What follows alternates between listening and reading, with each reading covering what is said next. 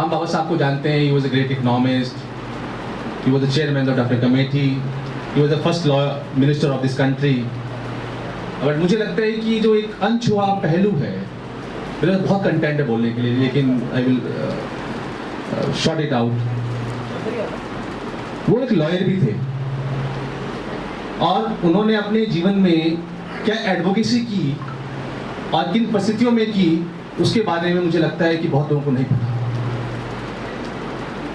मैं एक चीज़ बताना चाहता हूँ कि दिल्ली यूनिवर्सिटी में अगर आप लॉ करो तो 3 साल की होती है, खैर इसके 5 साल की कर लो, फिर भी स्पेशल चांस ले सकते हो, और यूनिवर्सिटी से 7 साल की हो सकते हैं। डॉक्टर बी आर अम्बेडकर ने अपनी लॉ जो बैरिस्टर की डिग्री है वो 7 साल में पूरी की। 1917 में 1916 में वो इंग्लैंड गए, कुछ समय वहाँ रहे, लेकिन उनके पास पैसे नहीं थे। जो उनका वजीफा था, जो महाराजा के, बड़ौदा के महाराजा जो उनको दिया करते थे स्कॉलरशिप, वो खत्म हो गई थी, उन्होंने दी नहीं, तो सब कुछ छोड़ छाड़ के वापस इंडिया आ गए।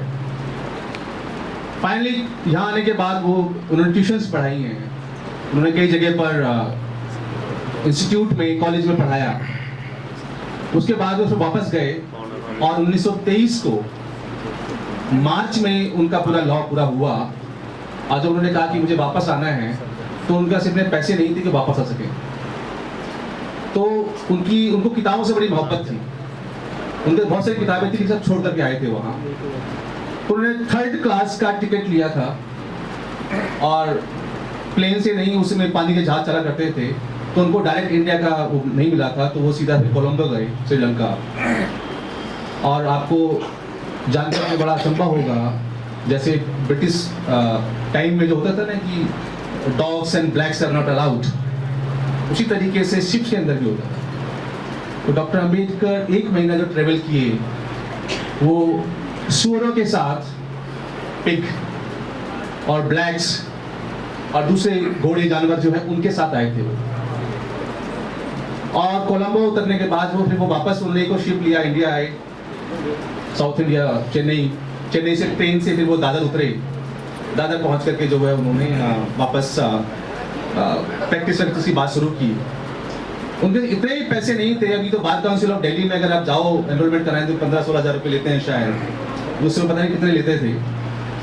उनके जितने पैसे नहीं थे कि अपना बार काउंसिल, उस समय मुंबई हाई कोर्ट में प्रैक्टिस करने के लिए सनद लेनी पड़ती थी, सर्टिफिकेट ऑफ प्रैक्टिस, उसको लेने के लिए पैसे नहीं थे। तो उनके एक मित्र था, कहते हैं दोस्त बहुत जरूरी है जिंदगी में। उनके पास कुछ दोस्त थे, क्योंकि एक अकेला व्यक्ति कुछ नहीं कर सकता। तो उनके जो दोस्त थे बियॉन्ड कास्ट थे। सो अंबेडकर को सिर्फ उनकी कास्ट में देखना उनके साथ बेईमानी है, और बहुत बड़ी बेईमानी है जो लोग करते हैं। तो उनके दोस्त जो है ब्राह्मण भी थे, नॉन दलित भी थे, जिन्होंने उनकी मदद की। उनके दोस्त ने उनको उधार पैसे दिए और उनका सर्टिफिकेट ऑफ प्रैक्टिस मिला, उन्होंने प्रैक्टिस की मुंबई हाई कोर्ट के अंदर। और वो उस दौर में प्रैक्टिस की जब उनका कंटेम्परेरी टाइम जो है प्रैक्टिस का, 3-4 वकील बड़े फेमस हुआ करते थे उनके टाइम के, मोहम्मद अली जिन्ना, महात्मा गांधी एंड मोतीलाल नेहरू। उनका सामाजिक और आर्थिक दृष्टिकोण, पृष्ठभूमि देखी और डॉक्टर अम्बेडकर की देखी। क्योंकि बीइंग ए लॉयर, अम्बेडकर साहब ने कहा था अपना उसके अंदर, जब असेंबली में डिबेट कर रहे थे, कि being a lawyer I have to defend everything because whatever mention in the constitution he has to defend. So Jinnah was a well of man, और महात्मा गांधी भी अच्छे परिवार से थे, मुंबई में अच्छा सेटअप था उनका। और जब वो साउथ अफ्रीका गए थे तो गुजराती मर्चेंट एक कंपनी थी, फर्म थी, उसको लीगल एडवाइस देने के लिए गए थे। उसके बाद उनका जीवन वहाँ बदल गया। सो अपने कंटेम्परेरी टाइम में जब मोहम्मद अली जिन्ना 2,57,000 का केस लड़ रहे थे, तो डॉक्टर बी आर अम्बेडकर 24 रुपए का केस लड़ रहे थे। और ये बात मैं इसलिए कह रहा हूँ कि एक बात है कि a lawyer and a committed lawyer are the 2 different words. You may be a lawyer, if you're confining to earn money only, then you are just a lawyer. But when you have constitutional philosophy in your mind, then you are a committed lawyer. And fortunately, Dr. Ambedkar had this philosophy in his mind that he has to defend the marginalized section of the society before the court of law. आप उनका पूरा practice देखिए, उन्हें पूरे practice के अंदर जो marginalise section है उसको डिफेंड किया। और उस जमाने के बाल गंगाधर तिलक एनी बेसेंट, उनके अगेंस्ट भी सेडिशन का केस लगा था 124A ऑफ IPC। उन्होंने उनको भी डिफेंड किया। उन्होंने अभी बात कर रहे थे बसंत जी, लेबर मूवमेंट के साथ उनका बहुत बड़ा योगदान रहा। उस समय के जो टाइकून हुआ करते थे BT रेड्डी, जो लेफ्ट के बहुत बड़े यूनियन लीडर्स थे, उन्होंने यूनियन लीडर्स के केसेस को डिफेंड किया और ऐसे बहुत सारे केसेस लड़े जिसको जो so called high profile lawyers हैं वो नहीं लड़ते। मेरा ये मानना है कि वो लॉयर जिसके दिमाग में कॉन्स्टिट्यूशनल फिलॉसफी है, विजन की बात करते हैं डॉक्टर अम्बेडकर की, तो you have to go through the article 14 of the constitution of India where he mention the word person, not a citizen. He is talking about the word person, every person whether he belongs to this country or outside of the country are equal before the law. He has the globalized thought in his mind. Any person. Kavita madam rightly said, जो बात doctor Ambedkar ने constitution assembly में 1950s में कही थी, वो बातें 55 साल के बाद और 62 साल के बाद लागू इस देश के अंदर। And somebody asked Dr. Ambedkar कि are you happy with the constitution? और ये टाइम्स ऑफ इंडिया की आर्काइव्स पे मिल जाएगा आपको। Doctor someone journalist asking some question, are you happy with this constitution? And he told no, I am not happy with this constitution. बोला why? You are the chairman of the drafting committee and you are saying that you are not happy with this constitution. Why so? Then he told that I wanted education as a fundamental right. I wanted employment as a fundamental right. I wanted right of women the property as a fundamental right. But unfortunately, other members of the Constitutional Assembly were not agreed to this aspect. But we know there was amendment in Section 6 of Hindu Succession Act in 2005.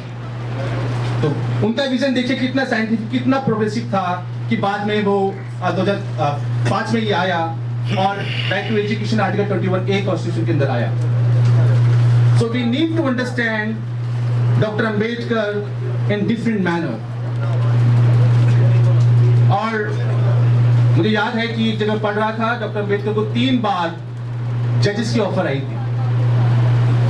और उस समय आई थी जब मुंबई की छाल कहते हैं ना, छाल, जब वो छाल में रहते थे, एक छोटा सा कमरा था, छाल हम जानते हैं।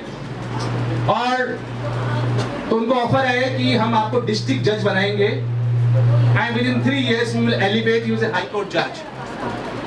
But he simply refused it. लेकिन नो। उसके बाद हैदराबाद के निजाम, उन्होंने कहा कि हम आपको हैदराबाद का चीफ जस्टिस बनाएंगे, बट ही रिफ्यूज्ड। उसके बाद फिर उनके पास एक ऑफर आया कि मुंबई में फिर हम आपको हाईकोर्ट जज बनाना चाहते हैं, देन ही रिफ्यूज्ड। उन्होंने कहा कि डॉक्टर अंबेडकर को डाइजेस्ट करना इतना आसान नहीं है, and it is the only personality across the world whose birthday celebrated across the world. क्या हुआ? वो सेइंग समथिंग। एक ऐसा इंसान है जिनका बर्थडे पूरी दुनिया में मनाया जाता है, लेकिन हम उनको किस चश्मे से देखते हैं, that matters. That matters. If you share the photograph of Sunny Leone on the Facebook, everybody like that. Maximum people like it. If you share the photograph of Dr. Ambedkar on his birth anniversary, the number of the likes were very lesser. Why it is so? Because I feel there's a caste in the mind. So this caste prejudice narrow down the personality of Dr. Ambedkar. If really we want to imbibe something from the Ambedkar, imbibe is a broad vision across the caste.